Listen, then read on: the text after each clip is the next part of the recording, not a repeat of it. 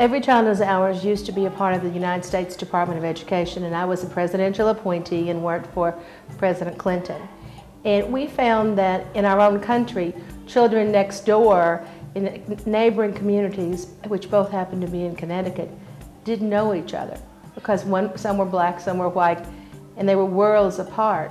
And from that, we've sort of gotten to where we go everywhere. We literally help children here in South Africa, in Mexico. We want in South Africa to build relationships with children in the United States, just like we do in Mexico, just like we do all across our own country. We find South Africa very much like the United States in a lot of ways, that there is great wealth and great poverty and beautiful people. The level of poverty is quite high, but we are trying. We are trying our best to assist in whatever way that we are assisting.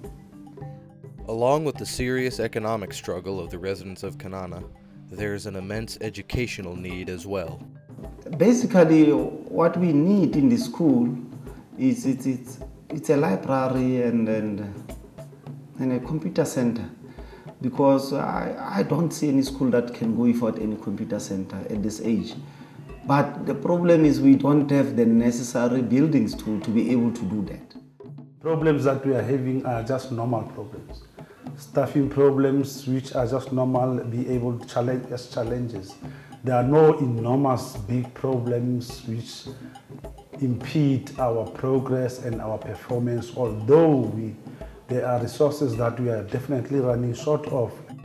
Jan Pascal and Every Child is Ours, in conjunction with the American Federation of Teachers, gathered together 3 shipping containers filled with books in order to supply these schools' libraries. The very fact that together with Americans, friends, and who have now become family to me, and some of the people that I've never met, who have been working tirelessly to make sure that our kids have a book and have a library. That for me, it's a humbling experience.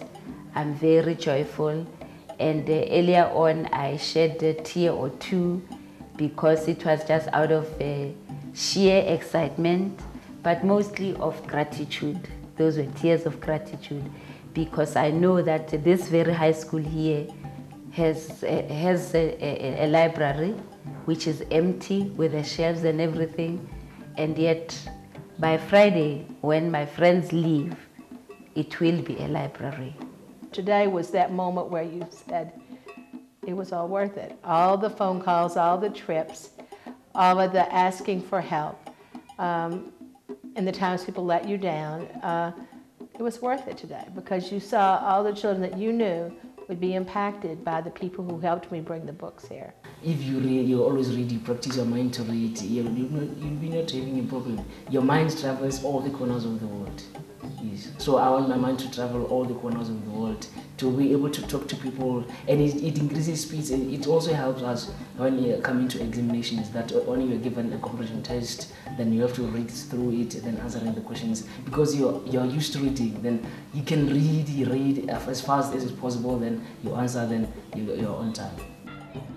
I think in the township, it's a very first thing of its kind. Schools with libraries, very few. I know only of this school, Monke, which has a library. But now a library with books from abroad is going to give them a great knowledge, I think. This is very important for the schools, the communities, and I think everybody. Please help the children of Kanana and the surrounding area and keep the spirit and dream of Mary Dlamini alive by supporting Every Child is Ours in the Kanana project. It's a dream come true. Your presence here means a lot to us. You have put us in the skies. Yeah, it's a miracle in Kanana. Yeah.